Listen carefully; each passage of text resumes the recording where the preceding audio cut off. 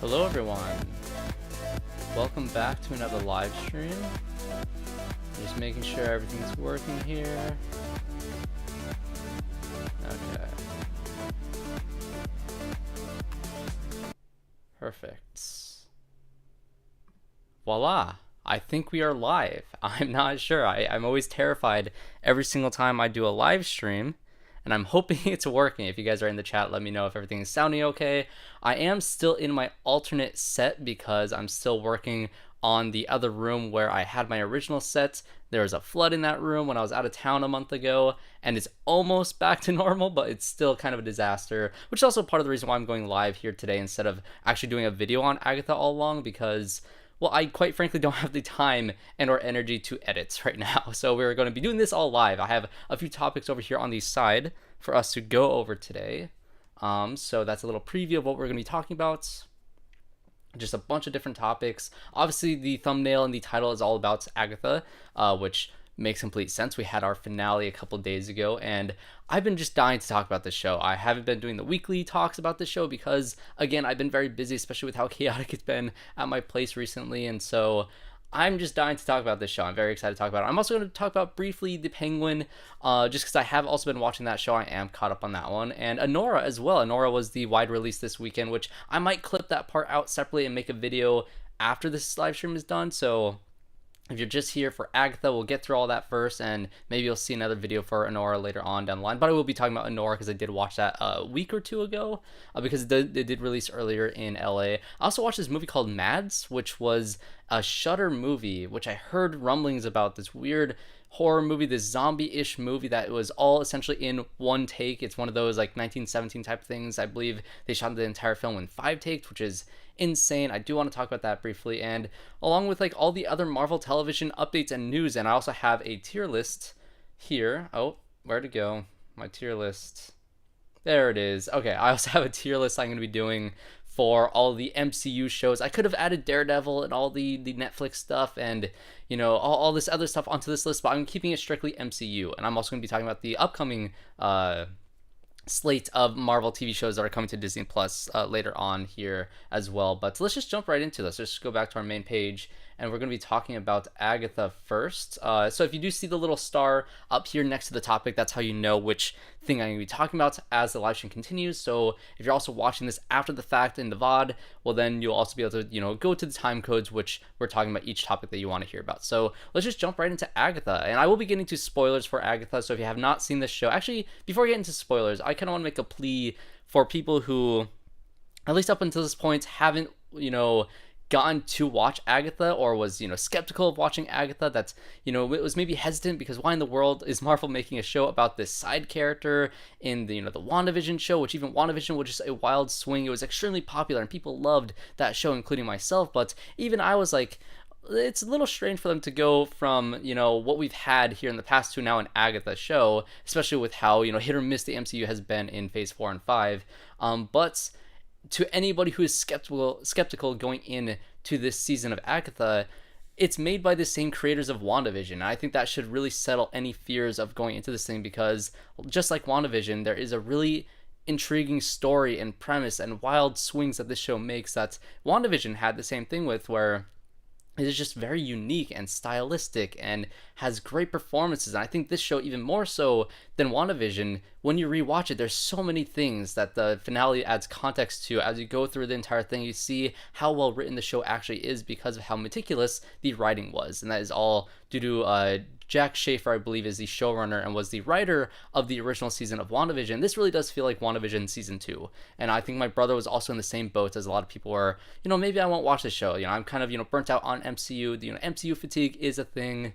And so, I get it. I get that hesitation. But trust me, with this show in specific, Marvel, they cooked with this one. This one is really, really good. So let's get into spoilers, specifically for the finale, and I'll just kind of do a run through for the season as a whole as to my thoughts on this thing, because I will say the first few episodes I was a little bit lukewarm on. I wasn't crazy about the show. I really liked the first episode and how it very much felt like a solid transition from WandaVision to this new Agatha show. It felt like, you're sticking with the stylistic, flair of riffing off of old TV shows. It's a very Mayor of Easttown, True Detective type of style for that first episode that's, was really fun. It felt like a solid transition from what we had in WandaVision to what we now have in this show here with Agatha all along. And that was the first indication that I had where it's like, okay, this is going to be essentially WandaVision season 2, or at least in the very least a spiritual successor to WandaVision. And as the show progressed and you got introduced to these new witch characters that all had their different, things that made them tick, their different storylines, the different trials that they had to complete in order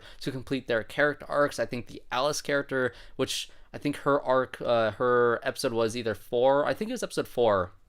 But that episode where she, confronts, what happened with her mother, and she sings the ballad, and she breaks the curse, and she ends up sacrificing herself to save some of the other witch characters in that season, it just all made sense. It just also kind of clicked as we were going through this season, where it's like, okay, each of these characters is given the time and the care and the art to actually make their story satisfying, which I was really happy about, after I was, skeptical in going to this show. And I think each episode in this season progressively got better. And I think it did peak at episode 7 because that episode was incredible. But, even the last 2 episodes, the penultimate episode and the finale that were all dropped a couple days ago, again, I really want to rewatch not just this show, but WandaVision as well, and Doctor Strange and Multiverse of Madness, and then get back into Agatha, and just watch those 3 things just as a character arc and as a journey of all these characters through these 3 projects, and see, how different things that they mention in here, and different ideas, and the backstory between Agatha is all kind of tracked through all of these things, and it really does recontextualize, especially her role in WandaVision quite a bit, which I was not expecting at all. But yeah, so let's dive into the details and the spoilers, especially over the finale. I have some notes over here that I want to talk about. So first thing that I want to get into when it comes to the finale specifically is, let's just talk about the episode in general. It starts off with the final trial with Jen and Agatha and Billy. These are the last 3 characters remaining. They have found out that, Rio, who is played by Aubrey Plaza, is Death, essentially. She is playing the physical embodiment of Death, who is an ex of Agatha's, which we'll get into some of their storylines and some interesting things that they talk about with that relationship in the finale here in a second. But when it comes to that actual trial between those 3 characters, trying to get through this witch's road, I was really engaged in, especially with Jen's character as you followed her kind of off on the side throughout the rest of the season. When you finally get to focus on her a little bit more in these past few episodes, and she finally has her trial, and you figure out that she was essentially bound by Agatha. I think all of that stuff makes a lot of sense, and this character is the only witch in this entire show that essentially gets her happy ending. Nobody else really gets that, which is kind of sad that all these other characters die. Obviously Alice, she is a protection witch, so she protects somebody as her last act before she dies. That is a storyline that doesn't necessarily end happy for her, but she did achieve her goal. That is what Death tells her. It's like, oh, you protected somebody and you died protecting somebody, and that is your purpose in life, and you achieved that. And even if it felt like your life was cut short, you got to that end point. And then you have the character of what's her name? Lilia, the Lilia character played by Patty LuPone, who give her an Emmy for her role in this season. She was phenomenal, especially in episode 7, where this character felt scattershot throughout the entire season, randomly saying these phrases. And as you're watching the show, you kind of were able to connect some of the dots, like when she said certain phrases that you figured it was like, oh, she's, responding in this episode to a question that was asked to her in the previous episode. You can kind of see that this character was experiencing things in a weird order. But when you actually got to her episode in episode 7, and you got to see from her perspective and how she experiences time in a non-linear fashion. And if you know anything about me, I am a sucker for any non-linear storytelling. I eat that stuff up every single time. Memento is one of my favorite movies, and even Jack Schaefer, I believe, in an interview on Variety said that, I think it was Variety, I need to actually read through this article, but I saw that she had a bunch of, inspirations from different movies and different TV shows and films and all these different ideas, and some of the inspiration that she took for this series was Arrival, which is my favorite movie of all time. And you really see that sort of thing in especially Agatha's arc with her son in the final episode, but even some of the timey-wimey stuff in this episode remind me a lot of Memento and other stuff like that. So that whole out of order, the nonlinear storytelling, and that was really, really great. And you got to see this character essentially, see that this is her coven. This is her sisterhood of witches. She finally got a family that's made the past few centuries worth it for her, and she was able to use those abilities and to use those out of order, context of things to be able to save everybody at the end and to be able to take out the Salem 7, which was really, really satisfying. I absolutely loved that episode, and that entire episode is honestly a testament to the writing of this show, because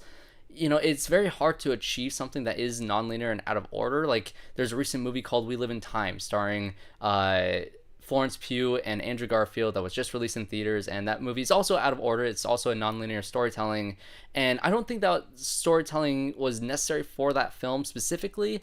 But again, I'm a sucker for nonlinear storytelling, so I did really enjoy that movie. But hearing some of the criticisms for that film, a lot of people were saying that, it probably wasn't necessary for that project, or it kind of made some things just kind of get skipped over because they're too focused on bouncing around, and maybe if they had a straightforward narrative, it would work better. And was there enough bouncing around that, felt thematically resonant to these characters in whatever moment that they're cutting between that makes things make sense? It's very hard to write a narrative that works in different orders, and I think what the writers do in this series really well was to give this character a bunch of weird scattershot context throughout the entire season, revealing everything in order in that episode 7. And again, when you go ahead and rewatch the season as a whole, it recontextualizes everything, and it could be really cool to watch it again and just get a lot more information on it. I really love everything that they did with Lilia's character and her ending, and her essentially going back to when she was a child at the end of the episode, even after she died, to experience life, to continue experiencing life in the way that she experiences it, is a really beautiful story. I loved all that stuff. And so now getting to the other trials here in the finale, of course, you had Jen, get the realization that, she was bound by Agatha, which again, that all makes sense. And, Billy then goes for his trial. And I really like Billy's character in general through this entire season. I really love Joe Locke as his character. I think he is a breakout in this show. I believe he is in a show called Heartstopper, which my sister cannot stop telling me to watch this show. And honestly, I might, just because Joe Locke was so great in this show in general. I really want to see him continue in something like Young Avengers, to bounce off between, Haley Steinfeld as Kate Bishop and, Miss Marvel and all these other characters that have been set up. I think, if anything, in phase 4 and 5, the one through line that I'm so invested in is them setting up all the Young Avengers. I think that is really solid. And if they do make a Young Avengers movie, I would be so incredibly on board for that, because the cast that they're assembling for this is truly one of a kind. It is really incredible. A great ensemble of young actors that are essentially being built up to have a really fun film here in the future. Oh my god. Really fun film here in the future. That's why I edit, guys, because I struggle speaking cohesively. But if we are able to get a Young Avengers in the future with this cast, I would absolutely love it. Joe Locke was great. But what was really great about this character in general was how, this really is Wanda's son. Obviously, they kept that a secret for the first few episodes, which honestly, I'm glad that they revealed him being Billy Maxwell at the time that they did, because they were able to go into his backstory in one of the previous episodes and show how he was William Kaplan, and he got in this car accident when the hex was closing, and Billy was able to reincarnate himself in this other body. And is he Billy or is he William? Like, who is he? What is his identity? What is the deal with this character? Because he's really struggling with who he is and the pain that he feels with, losing his other family, not having the memories to be with his current family, and having all these different struggles. I really liked how this character's pain and this character's trauma was very much built on the way that the trauma was built from Wanda's character. I think, again, having the same writer do both of those characters makes a lot of sense here. And specifically in the trial, when he's trying to find Tommy, because that is essentially his goal of why he was going down the witch's road this entire time, and he was going to the one goal that he wanted, which is to find his brother. That's all he wanted to do. And once you finally get into this finale and Agatha is helping him use his mind to find a body for Tommy's soul to go into, he asks the question, am I killing this boy just to save my brother? And then it cuts, and then he's gone from the room, and you never get a clear answer to that question. I think that lingering question at the back of this character's mind is just very fascinating, especially when you dig into the final episode of this show, revealing that, everything, this entire Witch's Road was created by Billy, because again, he is the son of the Scarlet Witch. That is very much a Wanda thing to do, is to make this entire made-up world and bring it to life, and having all these, television flourishes and all these different stylistic flair of this William Kaplan kid and all the art that was around his room, and picking all these different pieces to essentially bring this legend of the Witch's Road to life was really interesting. It's really, really great storytelling. And again, I just love everything about this character, and I cannot wait to see what they do with him in the future, because obviously he succeeded in his goal. He found Tommy's soul and he put it inside the body of this kid who is drowning, who's clearly in some rough circumstances that he doesn't really have anybody. So it gives him a good in to go find this kid and pull him from his family and give him a new one. So I feel like there's a really great opportunity to give this character a lot of interesting dynamics between him and Billy. Cannot wait to see who they cast as him. Again, if they do a Young Avengers thing, or even if they do a Wiccan and Speed show, hell yeah, give me that immediately. I love all that stuff. But then you also have Agatha's trial, which, again, this show is called Agatha All Along, and the entire reveal of it at the second to last episode is essentially, it was actually Billy all along. He's the one who created the road. Not Wanda. Agatha never walked down the Witch's Road, because the Witch's Road never existed until Billy essentially manifested it into real life, and that is how he was able to get all these witches to experience their arcs that they needed to go through, which it was another question that Billy asked was, am I the one who killed those witches because I created the road? Which is another really great, philosophical and moral dilemma that this character is facing, which, again, Joe Locke does a great job battling with all that stuff. But Agatha was the type of character that was trying to lure all these witches in to kill them in order to gain power for herself, in a very selfish nature, which is very much in line with that character. And, all that stuff makes perfect sense for this character, who is still very much evil by the end of this series, doing all these terrible things. The reason why she gathered all these witches in the first 2 episodes and sang the ballad to get onto the road, as you find out in the finale, was this is what she's done for centuries, is to sing the song to lure in these witches, to kill them, just to gain power. And just a super incredibly messed up thing to do, which is why she was so afraid to, confront death and to go and be with her son again, because her son did die, which you also get revealed as to what happened to Nicholas Scratch in this episode, which was also a really, really, tragic reveal, which you get to see Catherine Hahn at the beginning of the episode in 1750, which I believe I need to go back and finish WandaVision. I started it earlier today, but I didn't get to finish it, and I need to see exactly when her trial happened, where she killed her mother and all these other witches to create, the Salem 7, all that stuff. I think was before she had her son. And so once you get into this idea where she was going to give birth, and Rio showed up, Death showed up at in the woods to essentially claim her son, because either her or him or both of them were not going to survive this childbirth, and it was going to be a very tragic thing. But because there was a blossoming relationship between Death and Agatha, Death was able to grant her some time with her son. She wasn't able to tell her how long it was going to be, but she gave her time with her son, which again is very much reminiscent of some storylines in Arrival, which again, Arrival is my favorite movie of all time. I love all that stuff. Just, it's so good. I really love everything that they did with Agatha and Nicholas, and how he grew up to be 6 years old, and then eventually Rio came and claimed him, and the tragedy that struck Agatha, and the fact that the witch's ballad that they'd been singing throughout the entirety of the season, which was really good in episode 2. I was like, this is a really catchy song. And then they had the remix of it for the rock episode with Alice. That was really fun and really great as well, but they kept on going back to this song, and it kept on getting deeper and getting more meaning. And when you find out that Nicholas Scratch was the one who wrote that song, her son wrote that song with different lyrics, and she kind of wrote it with him and evolved it into what it became. And after his death, and even before his death, she was essentially using him to help him lure in these witches to take their power and to kill them.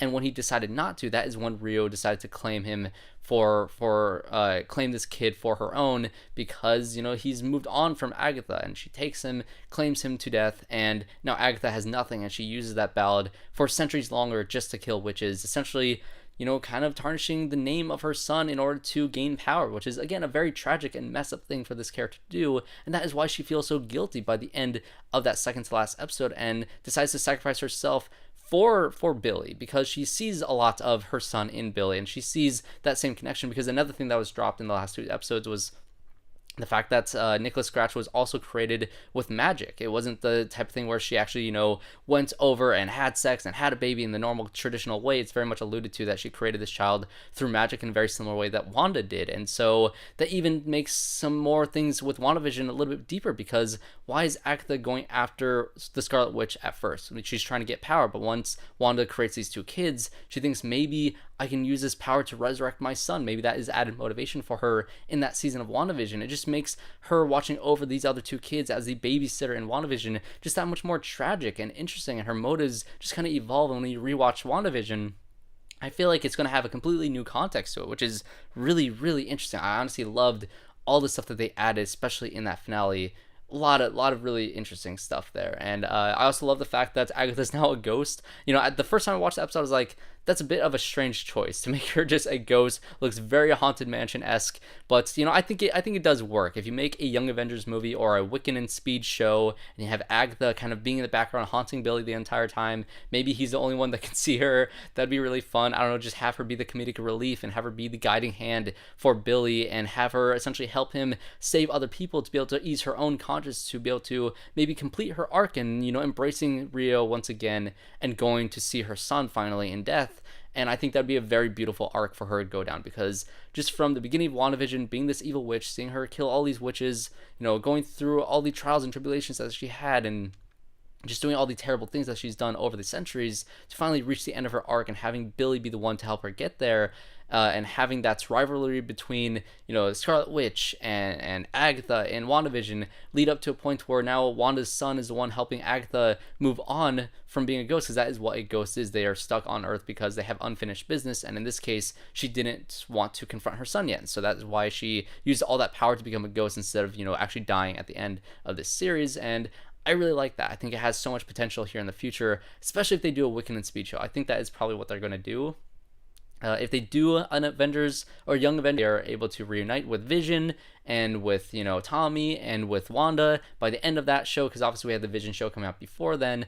I think that'd be really cool. Just make this whole arc of all these characters end off either in a Wiccan and Speed movie or show, or the Young Avengers movie. I think that'd be really fun. But either way, Agatha All Along was just a phenomenal show from beginning to end. I really, really loved it. In terms of how I'll rank it, I will be talking about that at the end of the stream with my tier list I'm going to do for all of the Marvel television shows, but I really walked out of that show loving it a lot. I cannot wait to watch it again, because again, so many reveals happened in the last 2 episodes that not only recontextualize the actual show itself, but also recontextualize stuff from WandaVision, which is why earlier today I said, screw it, I'm just going to watch all of WandaVision, then I'm going to watch Doctor Strange and Multiverse of Madness, and I'm going to rewatch Agatha and see how they all kind of flow together as one cohesive story, because I really think they do work really well in tandem with each other. So those are going to be my thoughts on Agatha All Along. I'm very curious to hear your guys' thoughts in the comment section down below, or if you're here in the live stream, let me know your thoughts on this series as well. I've had a lot of fun watching this show. I wish I was able to talk about it week by week. I know I'm a little bit late to the party, doing this live stream on Friday, but either way, I love this thing. And yeah, let's move on to the next topic, which is going to be the Penguin. We're moving over to DC here. I won't be getting into spoilers for the Penguin as well, so if you have not watched the Penguin yet, don't worry, I'm not going to get into too many details with it. I just want to give my overall general thoughts just very quickly, because I have been watching it. I have been fun watching this show, and it's funny because I do think at times the Penguin is, or in general, I do think that for the most part, I think most people enjoy the Penguin more than Agatha All Along. I think that me personally, as somebody who has a very hard time getting into any mob, crime boss type of movies or TV shows, it's not necessarily the type of thing for me. And if this was not connected to the Batman universe whatsoever, I would not be watching the show at all. I never watched The Sopranos. I know I'm a bad movie fan because I've never seen the Godfather movies. I've never seen Goodfellas. I just can't get myself to watch them, mainly because they're so long. I'll watch them eventually, and I'm sure I'll like them. But for some reason, it takes a lot for me to watch a show that has mobsters in it. It takes a lot for me to do it. And because it's connected to the Batman universe, I was like, hell yeah, sign me up. I love Colin Farrell as his character. And I also did rewatch The Batman just on Halloween, because that movie is a Halloween movie. It takes place on the 31st of October, also a Thursday the 31st, which yesterday was Thursday, October 31st, about 5 days before, I don't know, maybe some giant election that has a lot of stakes to it. And that movie as well was before an election that had a lot of stakes to it, and there was a candidate that was named Don who was corrupt. I think Matt Reeves knew exactly what he was doing when he made The Batman, but it was honestly the perfect time to rewatch The Batman, especially since the Penguin show is going on, because it was Halloween and because we have an election right on the corner that I'm extremely stressed about. But either way, I think this show is a very good continuation of that movie. I don't think it looks as good because obviously it doesn't have the same cinematographer. I'm blanking on his name. Who did The Batman. That is a beautiful looking movie. I believe he did the Dune movies as well. Cannot wait to see his work. I think Greg Fraser, I think is his name. Cannot wait to see his work. Hopefully he does Dune, or the next Dune movie and the next Batman movie. If he does both of them, that'd be great. I love his work. So I think it is a step down visually from that movie, but obviously this is a lower budget television show on HBO Max, so I think it holds its own pretty well. Colin Farrell is phenomenal in the show. He's really great as his character. He's darkly funny. He's exactly like he was in the movie, which was to say that he kind of steals the show in a lot of ways. But with this show in specific, you have Kristen Milioti, who plays Sophia Falcone in this show, and my God, she is so good in this show. I think that's what everybody is unanimously praising this show for, because she's phenomenal. And if you haven't seen Fargo, she was in Fargo season 2. She was really great in that. She was also in this movie called Palm Springs. I believe she was also in The Wolf of Wall Street, which is another movie that I have not seen, but I had no idea she was in it. And quite frankly, I think that is the closest I've ever been to wanting to watch Wolf of Wall Street, because Kristen Milioti's in it. So maybe I will finally give that movie a chance. But either way, The Penguin has been really great. I believe there's 2 episodes left, and this is a show where it's adding a lot of context to the city of Gotham. And one of my favorite parts about the Batman movie was the fact that it felt very much like Gotham. It didn't feel like New York City. It didn't feel like Chicago like the Dark Knight movies did. It felt very much like its own. It felt like it was in a fantastical world that felt still real and grounded in a way that was really entertaining. It was very much a mystery show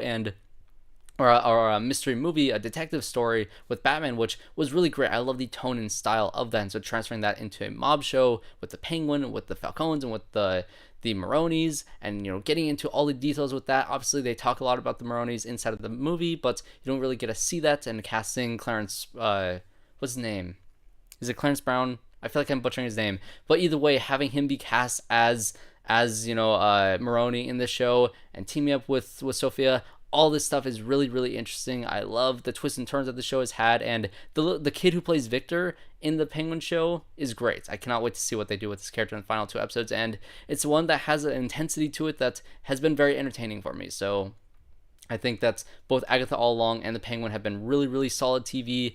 Just that has been entertaining me for the past month, in which my place has been hell. But either way, there's 2 great shows going on. Obviously, Agatha just wrapped up, and Penguin has been really good. I think personally, Agatha is more my type of show than the Penguin is, so I think I prefer Agatha just over slightly. But also, we did just get the finale, and so things kind of tied together extremely well, and the character arcs in that just ended off perfectly. And so I think the Penguin has the opportunity to do the exact same thing, and hopefully it has some good twists and turns and some really intense things, and hopefully it leads into what they could add these characters into the Batman 2 and whatever they do with that movie. And so again, a lot of great stuff happening in this Elseworlds thing in DC, in the MCU, and there's just a lot to enjoy on TV right now. So we're going to be getting to our next topic here, but let me take a quick break because I'm dying and I need water. So I'm going to take a quick minute or so, and I'll be right back here on the stream. So just hold tight and I'll be right back.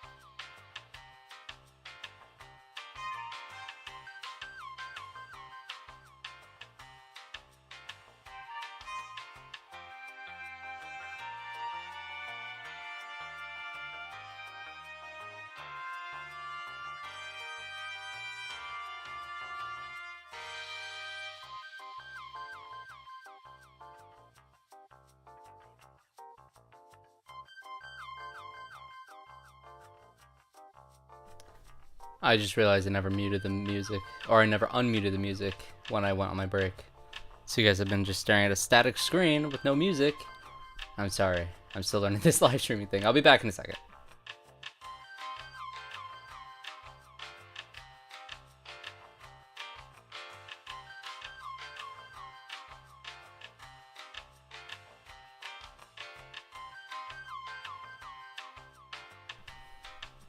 Okay, where's my thing?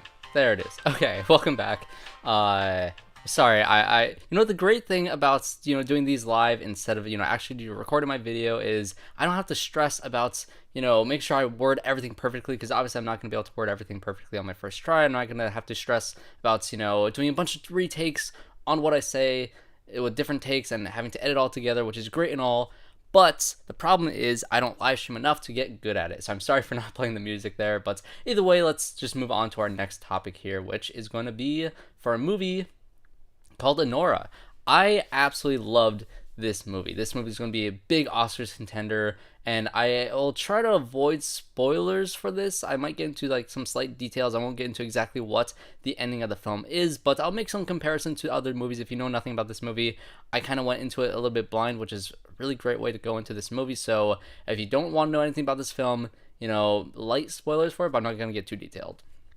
So here we go. What is Anora? This is a movie directed by Sean Baker, starring Mikey Madison, and this is definitely a film that is going to be up for a lot of awards, because it's just a wildly entertaining movie that is extremely well written, extremely well directed, and just quite frankly, it's like almost perfectly plotted. It's a film. It's essentially Mikey Madison's character is a stripper who runs into this the son of a Russian billionaire, and they have a fling, and they just go on all these parties, and he's essentially paying her to go around and sleep with her and to essentially be her girlfriend or be his girlfriend for a week, and things get crazy from there, and things escalate into an almost uncut gems type of situation. I think if I were to compare this movie to anything, it'd be obviously Sean Baker's other films like Tangerine and The Florida Project. It very much feels a lot of like very slice of life, like those two films were, in a way that is just very natural and realistic, and the way the dialogue is written and the way the characters act and talk and just essentially live their lives feels very natural and real.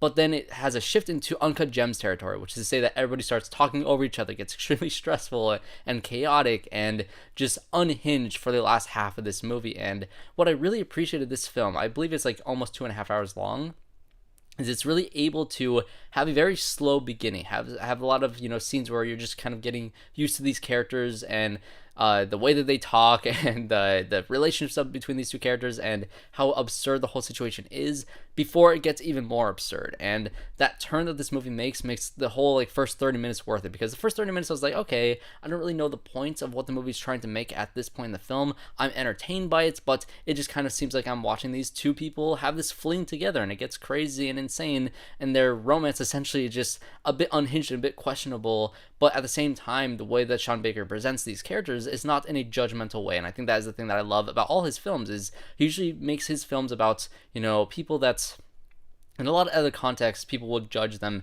for either their their professions or for who they are, their identities, or any of these other things, and he presents them in the exact same way that you'd present anybody else in film or in real life, which is to say that they're a real person. They have their struggles, they have their dynamics with the people around them. There's a lot of drama between her and some of the other strippers, but there's also a good friendship between them and how they talk about their clients when they're off on break or off the clock and just living their lives normally. And it very much humanizes these people that don't really get the spotlight in movies like this, or if they do get a spotlight in a movie, it's very much in a hangover sense where it's like, oh, you're watching these strippers in the background and they're not the focus of the film. And so when you take Mikey Madison's character and you dive into her world and her perspective on all these crazy things, and when she gets her Cinderella story essentially opportunity to get into this relationship with this billionaire, essentially it kind of informs her character to make all these questionable decisions. And again, the movie's not judging her for making these decisions, you're just kind of watching her make these mistakes and to realize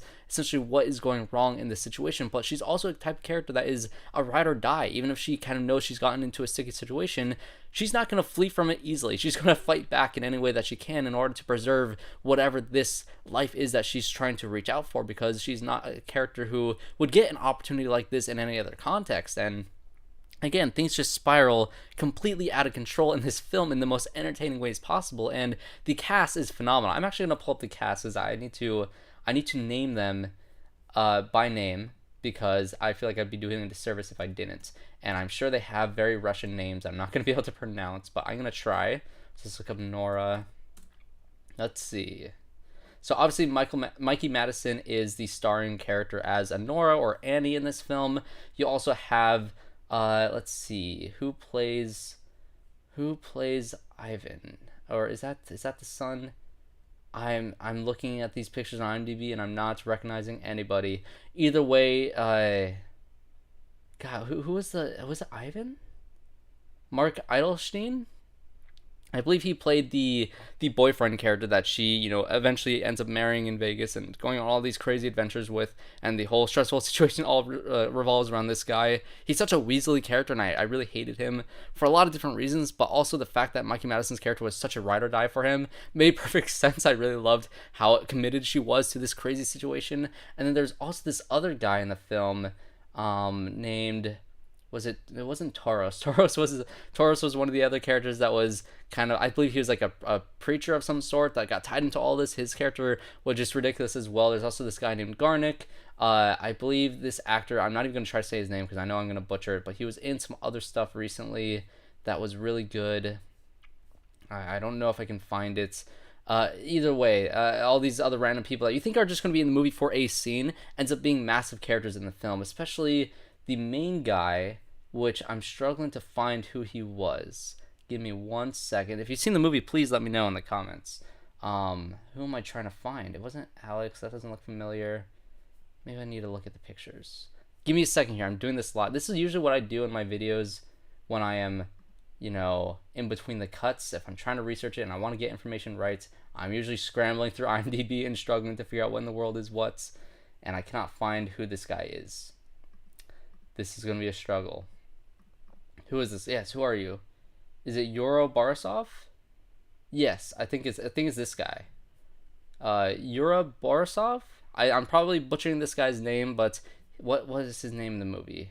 His name is Igor. Igor in the movie. That's essentially what I was looking for. Igor in Anora, and his dynamic with Anora in this film is absolutely insane. I absolutely loved it. There's a middle section when things start to go crazy where it's essentially all these characters are stuck in this place and they're trying to keep each other there, and it's completely chaotic. Everybody's screaming over each other. Things are being thrown around the place, and it is so chaotic. And it sets up these two characters in a way where it's like, okay, this guy's going to be in the movie for this scene and you're never going to see him again, but he becomes an integral character into this entire journey that Anora is going through this movie, and especially with how the movie wraps up with this character in specific is really, really fascinating. It's one of those endings to a movie that has you scratching your head and thinking, why did she do that? And as you dig deeper, and it's like, okay, it's not like the fact that she did it that is the thing. It's like, why was she conditioned to think that that was the appropriate response in that moment? And how messed up is that? And how, like, why does she break down crying at the end of the film because of the decisions that she made? How is she conditioned to do those things?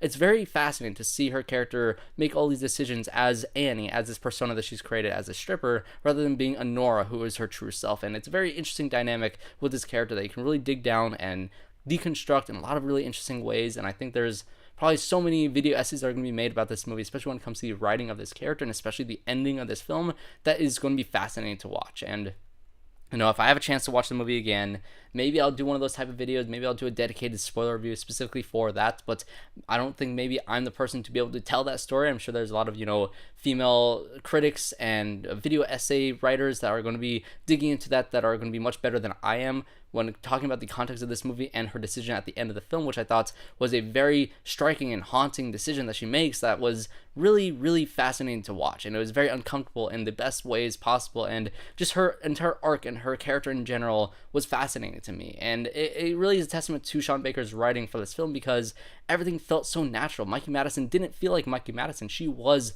Anora. She embodied that character in such a integral way that she just felt so genuine in the role that was just enthralling to watch this character on screen. And I couldn't keep my eyes off of this character's journey throughout the entire thing because it was so fascinating to watch her make all the decisions that she made. And again, she was a ride or die for this guy, and as things became worse and worse, and as she realized the mistakes that she made along the way, and realized, oh, the things that she did right along the way, and the connection she made with all these other characters, and the fight that she had throughout all this crazy stuff that happens in this movie, and the entertaining aspect of this character just going off on people. It was so fun to watch Mikey Madison in this role that I cannot wait to see her win her Oscar in the next few months here, because this movie's going to be all over the awards season. And as soon as we get to the Academy Awards, as soon as she stands up on the stage to accept this award, I'm going to claim it now. She's going to win the Oscar for Best Actress in this film. I cannot wait to see that, because she is truly phenomenal in this movie. If this movie is, releasing in a wider, just a wider span of theaters in the coming weeks, definitely go check this one out. Don't wait till award season is over to be able to watch this film. Watch it as soon as you can, and just be enthralled like I was throughout this entire film, because it is just truly entertaining from beginning to end. I really don't have any flaws with the entire movie. I think that it's nearly perfect when it comes to a writing standpoint. The direction is also really, really good. Again, Sean Baker has a very naturalistic way of directing his actors and his blocking in his films. A lot of people are talking about blocking when it comes to Anora, which nobody ever talks about blocking. Blocking is very important when it comes to directing a film, and how characters, move around the space, and how they interact, and how you go from point A to point B within a space, in a scene, and the way that Sean Baker directs the scene in particular at the midpoint of this movie that is absolutely insane and unhinged. You know what I'm talking about if you've seen the movie. It is great. I cannot wait for people to watch this movie and to talk about it more often, for it to get the awards attention that it deserves, especially when it comes to Mikey Madison and what's that guy's name again? Let me find it. Yura Borisov. He was phenomenal in the film. Honestly, the entire ensemble in this movie was great. I cannot wait for people to check this one out and watch it and talk about it even more, because it is a phenomenal film that I think everybody should watch. So those are my thoughts on Anora. Let's move on to our next topic, which is our final one before I do my little tier list for the MCU shows, and that is this movie called MadS, which I don't know if a lot of people are going to be interested in hearing me talk about this movie, because I don't think a lot of people know about this movie. So obviously I won't get into spoilers for this thing, even though there's not really too much to spoil about it. It's just a really interesting experiment of a movie. So this is a foreign film. It is on Shudder right now. So if you have Shudder, I believe it's a French film. I could be wrong with that. Maybe I should also do research on that too. You know what? Screw it. I've already done research in this stream so far. Let's look up MadS. Let's see. I believe it is a French film. These names look French. Does it say what it is? It does not say what it is. So it's filmed with one long tracking shot with no breaks. There's no way that's real. So that's kind of this is very much a gimmick movie where, you have movies like 1917 that all try to, it is a French movie. Okay, so you have movies that are gimmick movies essentially. I think Blair Witch to a certain extent was a gimmick movie. It was the first one to do that found footage type of, storytelling in a very successful way, and I think it really does succeed at being a very interesting, found footage type of movie that blew up the genre, and it's based off of that gimmick that it had. You also have movies like 1917, which to a certain extent is a fairly standard, World War One movie, where it's about these characters in war trying to stop this battle from happening because they have no information. They need to get from point A to point B, which if it was shot standardly, it would have been fine, but because it was shot as if it were one take, it adds a whole other dimension to it. There's an episode of Hill House that is, I believe it was like an hour-long episode. It had 4 takes in it, and it was all weaved together, and there's only 3 hidden cuts throughout the entire thing, and it was beautiful. It was very brilliant, and Mike Flanagan said he'd never do it again in a million years because of how difficult it was. And now you have a movie like this, which I believe is 90 minutes long. I thought I heard that they did 5 takes and they kind of pieced it together, but if it was one continuous take, that is insane. That is honestly, quite frankly, unbelievable, and would maybe make me give it 5 stars on Letterboxd just because of that. But there's no way in hell it's one solid take. But essentially, it is a zombie movie where you're dealing with this character who, encounters somebody on the street, and he takes her in, and something crazy happens after that point, which starts getting people infected with this thing. And it's not necessarily a standard zombie. I honestly kind of hesitate to call them zombies. It's a very different type of infection. They're like zombie type things, maybe vampire type things. It's very interesting. It's very unique. I haven't seen it necessarily done in the way that it is done in this movie itself. So it's very fascinating to watch the lore that they kind of explore and the rules of what's going on in this movie as you go on. Again, it's all still in one take, so it's really interesting in terms of that. And I think if I were to compare it to anything, I'd compare it to the Spanish film Cam, or not Cam, That's a different film. Wreck is the one I'm talking about. If you've seen the movie Wreck, which is again another found footage zombie movie, which I believe is a Spanish film, it's very intense. It is very just nail biting for throughout the entire like 90-minute runtime. It is a phenomenal movie. But again, it does kind of have that gimmick to kind of intensify its, its storytelling because of its style of how it was achieved. And I do like that movie more than MadS, but MadS I think is a feat of direction. Honestly, I think it is very impressive with how things go from one location to the other. There's a lot of scenes in this movie that is kind of meandering, like something like In a Violent Nature, where you're kind of just watching characters walk from point A to point B, and nothing's really happening in the time that they're walking from point A to point B.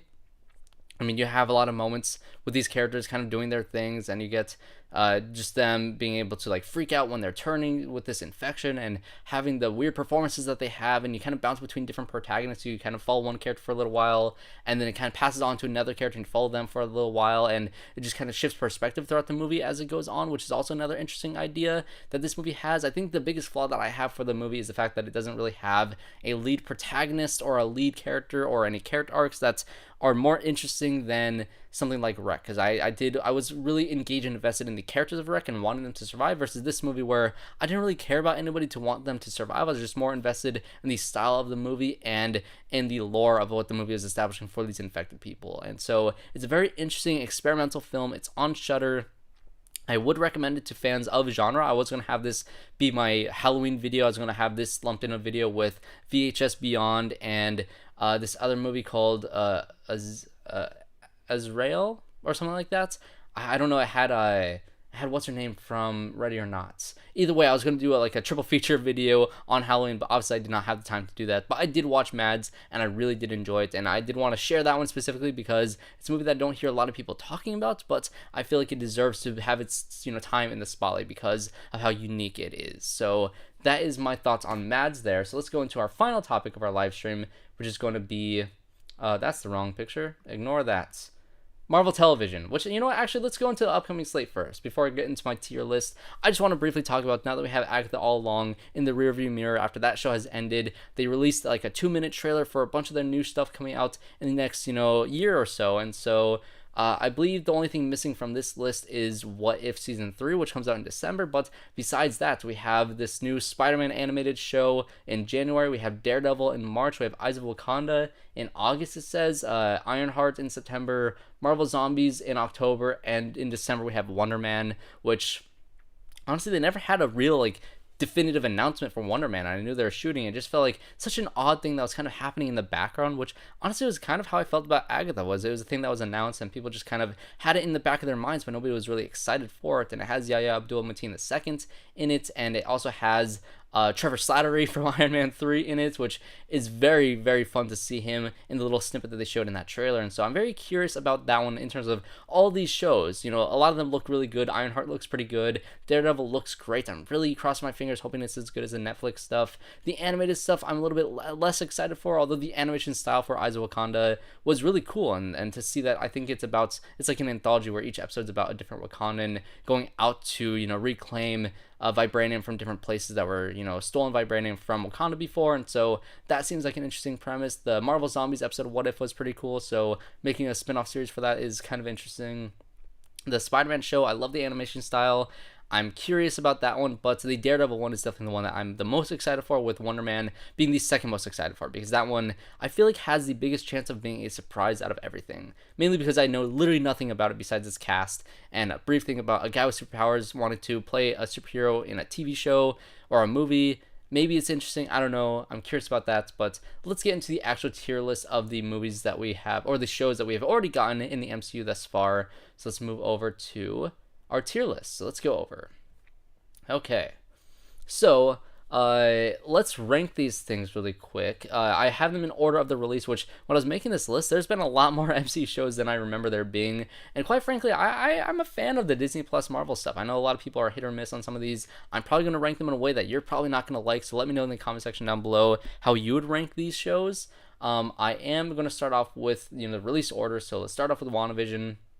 Again, I think Agatha all along might even elevate WandaVision for me. Like I said, I'm rewatching it now, and just to give a little more context to Agatha's possible motivation in that series is really, really interesting, and I think it might get better even over time. And that's still probably one of my favorite MCU shows up until this point. I think before it probably would have given it an A tier, but as I've been rewatching it today, and maybe it's just recency bias because I literally did watch the first few episodes, before I started this live stream. It's a phenomenal show. I think stylistically it is the most unique thing Marvel has ever done. It was a complete surprise, and I think the time in which it was being released, which I have videos out for, all the different releases for every time they dropped an episode, and I was talking about it live when it's happening. I was theorizing with everybody else, and the whole Mephisto theorizing thing has become a meme at this point, so it's very fun looking back at that point in time in the MCU where speculation was at its peak, because this was, post-COVID, or I guess during COVID, where we haven't had a Marvel project in over a year, and we had WandaVision going on, and it was just a thrilling time. So S tier Marvel show, easily one of the best things that they've ever done. And honestly, I need to revisit my tier list on ranking all of the MCU, and that one's probably going to crawl up to be in my top 15 or top 10 MCU projects in general. I loved WandaVision. Falcon Winter Soldier, this one I never got around to rewatching. I really wanted to rewatch it after I first watched it. I thought it was good, but I think that there's a lot of rewriting that happened on the show as it was into its development, and the villains of the show just kind of felt very much underutilized, and I think it's since been told that their original plan was something about starting like a pandemic type of bioweapon, or like a virus that was going to spread, and so that's why they kind of retooled these villains, which I think is a shame, because again, this was a product of COVID. They filmed this during that time and they retooled it during that time, and so you can kind of feel those things, although there's a lot of great stuff inside of that show. The origin of Anthony Mackie becoming Captain America is really good, and I'm actually really excited to rewatch the show before his movie comes out next year. I'm very excited for that, because Anthony Mackie is great as a character of Falcon, and his arc of becoming Captain America was very much earned in that show. And I know you were kind of going to it thinking, okay, let's just get him to be Captain America right away, but no, I think the time that they gave to have him turn from who he was to who he's going to be, and for him to accept this role that this burden essentially that he has to pick up that mantle from Steve Rogers, was really strong. It is a very good character arc. So I go for maybe B tier, because the villain element was not great, but it was still really good. Also, I realized it deleted my F tier, so I'm gonna add a row below. This is F tier. I'm gonna spoil it right now. I don't think I'm gonna have anything in the F tier, but just for simplicity's sake, I'm gonna make an F tier because there deserves to be one. Okay, there we go. So Loki is very much my thing. My two favorite genres are horror and sci-fi, and I think that Loki absolutely nails the sci-fi thing. I already said in this live stream that I'm a sucker for, non-linear storytelling, and time travel is another one of those things where you put time travel in anything, I'm immediately on board for it. And so when you introduce the idea of the TVA, that is one of my favorite concepts that has ever been put in any TV show, movie, or anything that has ever been made. I love the TVA. I love the fact that Deadpool incorporated it. So it's now getting put into, the MCU at large in some of the movies and some of the other stuff. And so I love the fact that Loki exists. I love Tom Hiddleston as that character, and this is also season 1. Season 2 is down here. I do think season 1 was stronger than season 2, but just by a slight margin. I think as a whole, as those two seasons together, I think that Loki is my favorite thing the MCU has ever done. So, complete bias, I absolutely love Loki. My favorite thing the MCU has ever done. I absolutely love it. What If is a thing that's, quite frankly, I don't care about What If too much. It was okay. There's an episode in season 1 that is an S tier thing. It's a Doctor Strange episode. It was really great, but to be honest, a lot of things in What If has been really forgettable for me, and so honestly, it's not that it's bad. Like, I kind of want to give it D tier, but it's perfectly watchable. It's perfectly fine. This is the quintessential, like, mid-tier Marvel show. It doesn't really leave an impact on me more than that one episode did. That's honestly really the only thing that I remember. I honestly remember season 2 less than I do season 1, and, neither of the seasons really did grab my attention too much, so I'll put that as C tier. Honestly, Hawkeye? It's pretty good. I loved Hawkeye. I actually really want to rewatch it for the holiday season. And I love the fact that in the MCU, and even the fact that I watched The Batman over Halloween. I think that's a great Halloween movie in the same way that Iron Man 3 is a great Christmas movie. Honestly, every once in a while during the holiday season, if I have a spare time and if I don't want to watch a Christmas movie, I'll throw on Iron Man 3 because I love that as a Christmas movie. And Hawkeye, I kind of feel the exact same way. Part of me wants to give it A tier because it's such a fun show. mainly because of Haley Steinfeld. She's phenomenal in that show, and I cannot wait to see her continue in a Young Avengers thing. Please, Marvel, announce Young Avengers. I cannot wait for that. But I think I'll set it at B tier above Falcon and Winter Soldier for me, because I'm just purely entertaining. I honestly don't remember. I don't remember. Oh, Echo was kind of the villain of that show for a little while. Kingpin was kind of the villain, but that was a little bit underwhelming. I don't know. I'll stick with B tier. Moon Knight, A tier. I really liked Moon Knight. I found that I've liked Moon Knight more than most people. I even like the finale. I know some people have been kind of underwhelmed. It kind of became a narrative thing after WandaVision, which is like, oh, the finales need to be this big CGI spectacle thing. But for the case of Moon Knight, seeing two giant kaiju creatures battle it out, I was entertained by that. I don't know. I had a lot of fun with Moon Knight. And Oscar Isaac's performance is unmatched nearly by anything else in the MCU. Maybe Tom Hiddleston and obviously Robert Downey Jr., their performances are, top tier in the MCU, but Oscar Isaac blew me away in that show. Really good. I really hope they do a season 2, or they throw in a Midnight Suns movie. That'd be really cool. But either way, the next time we see Moon Knight, I'll be very excited to see that third personality and see Oscar Isaac back in that role, because it's honestly a nice little corner of the MCU that I feel like they just kind of scratched the surface of, and I think a Midnight Suns type of continuation of that would be really cool.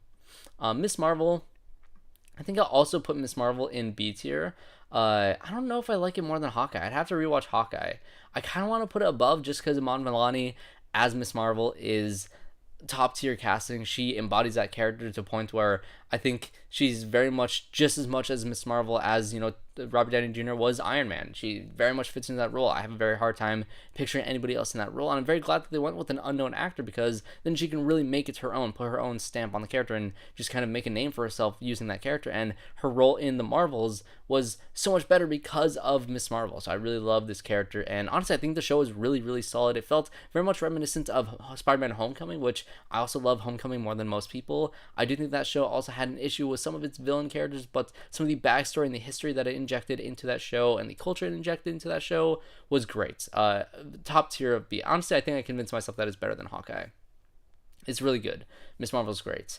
She-Hulk. This is going to be the most controversial thing that I talk about here, because a lot of people online dislike it for very invalid reasons, which, if you disagree with me in saying that, then you're one of those people. So, She-Hulk, honestly, I had fun watching it. It's one of those week-by-week shows where I was like, I'm really looking forward to watching the next She-Hulk episode, because I kind of just need some joy in my life. It's a very funny show. It's a very self-aware and meta show that I really did enjoy. I liked the finale and her getting extremely meta, literally talking to Kevin Feige as a robot. All that stuff was really funny, and just rewriting the ending. You know what? Why not? It is a really fun show. I think I'd also put this in B tier, kind of below everything else. I do still really like it though. Honestly, like I said, I'm a fan of these Marvel shows. So it takes a lot for me to dislike something. And speaking of that, Secret Invasion, again, it takes a lot for me to dislike something. I like the first 2 episodes. Honestly, I was very much on board with it at the very beginning. But then as things went on and as things kind of slowly fell apart, the only thing that was kind of the saving grace for the show was the cast. Samuel L. Jackson as Nick Fury is great. His dynamic with his wife in the show was very unexpected and very great. Don Cheadle was in there. He was a Skrull. That's kind of cool. Ben Mendelsohn was kind of wasted. I'm not the biggest fan of his death in that show. But it at least had some impact for me as an audience member. I think the death of Maria Hill kind of set the stakes for the show, and it never felt as high of stakes until Ben Mendelsohn's character died. But then the finale was as underwhelming as everybody says it is. So honestly, I would give it F tier if not for the cast. I think the cast very much is the saving grace for that thing. Otherwise, I do think it would be kind of a failure of a show. Okay, so Loki season 2. Again, I love Loki. One of my favorite things MCU has ever done. I would probably put this in A tier. I don't think I'd put it in S tier along with the first season, but again, as a whole, as 2 seasons together, that is my favorite MCU project in general. That's above Endgame for me as my favorite thing in the MCU ever, and I think the way that Loki ends actually would maybe put it above Moon Knight for me. But Loki is a near perfect show. It's phenomenal. I love it from beginning to end, and I really hope that there are some implications of that ending with Loki's character that can kind of bleed into, Secret Wars and all that stuff. If we get to see Tom Hiddleston in the role again, that would be great. But if we never saw him again, I think that is the perfect ending for that character. That was just a beautiful arc for Tom Hiddleston in the role. It's honestly, again, when it comes to performances from MCU actors as the characters that really made it their own, Tom Hiddleston is up there with Robert Downey Jr. So yeah. What If season 2? D tier again. I don't think I remember a single episode in season 2 of What If, whereas season 1 I at least remember the Doctor Strange episode. What If season 2 just really did not do anything for me. I quite frankly do not remember. Actually, no, I remember the happy episode, the Christmas episode. That's the only thing I remember because it was a Christmas episode. So Echo is the next one on this list. This is another forgettable one. I remember enjoying it in the moment as I was watching the show. I really liked Vincent D'Onofrio coming back as Kingpin in that show, and his backstory with Echo, honestly, I thought added a lot of interesting things to that series. I like the performance from Alaka Cox in Echo. I think she's great as the character. I just don't see her, not that she doesn't deserve her own show, but I don't think the show was worthy enough of that character to be her own standalone show. If they, were to announce that now versus back then when they weren't, as confident in their series as they are now, and they've been retooling a lot of stuff, if they were to announce it today, I would feel a lot differently. I'd be a lot more excited about it than when when they first announced the show. As a continuation of Hawkeye, it's not as good as Hawkeye. As a continuation of the characters, it's okay. It has some really interesting backstory, adds a lot of mythology and lore to the MCU that is interesting, and Kingpin is great, so I'd probably put it in C tier above What If, but it's fine. It's a perfectly fine show that I wish was better. And then we have Agatha All Along, which quite frankly is a slam dunk of a show. I really, really loved it, especially with its ending. I think rewatching it again from beginning to ending is going to make me like the show a lot more on the second watch. So Agatha All Along is a damn good show. If you have not watched it because you were hesitant about them making a show about Agatha, trust me, it feels like WandaVision Season 2 or a spiritual sequel to WandaVision, which is just great. I'd give it A tier right here. I'd put it above Moon Knight for me. Cannot wait to buy on Blu-ray. I have WandaVision on Blu-ray, the Steelbook. I have Loki on Steelbook. I need to get Season 2 on Steelbook when that releases. I own Moon Knight on Steelbook. And so, I guess A and S tier are the ones that I own on Steelbook. So as soon as Agatha gets released, this is going to be something that I watch every, Halloween season. It's going to be a lot of fun to revisit that one when it comes out on Blu-ray. So that's going to be my tier list for the MCU shows. I'm fairly happy with that. I think the next one up, like I said, is What If Season 3, which it's a show that exists. I'm excited to see Shang-Chi in What If, to see what they do with him. But besides that, I don't really have any excitement for it. Daredevil, again, I'm very, very excited for Daredevil. Let me actually pull up the thing again. Eyes of Wakanda, cool. Spider-Man, cool. Ironheart, I'm excited to see Anthony Ramos in that show as well. Marvel Zombies, okay. And I almost said The Wicker Man. Definitely not The Wicker Man. Definitely does not have Nicolas Cage in it. But Wonder Man is a show that I'm very excited for. So that's going to be it for the live stream. That's all I have here for you guys today. Talked about a whole bunch of different topics. I might clip out Anora, so you might see that as a video here separately on the channel. Or maybe I'll do a full review on it and get a little bit more detailed with it in an actual spoiler review in the coming weeks, but we'll see what I do with that. I think next week is the release of The Heretic, which I cannot wait to watch The Heretic and talk about that film. It looks really good.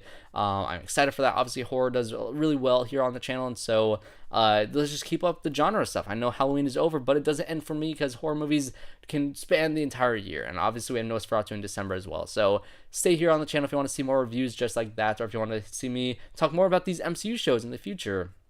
Hopefully my life won't be as crazy as when the next show comes out, when Daredevil comes out. I hope to be able to talk about it as the episodes are released week by week, but if that doesn't happen, I'll for sure have a video out for the end of that as well. Or maybe I'll do a live stream like this next time I want to do an MCU update video. But yeah, we'll see what we have here in the future. Maybe I'll do more live streams more often. If you do enjoy this type of stuff from me, definitely let me know in the comment section down below. So that's going to be it for me in this live stream, and I hope to see you all in my next one. Let's play the music. There we go. Oh, I'm muted. Music is always muted. There we go. Okay. I'm out of here, guys. Have a good night.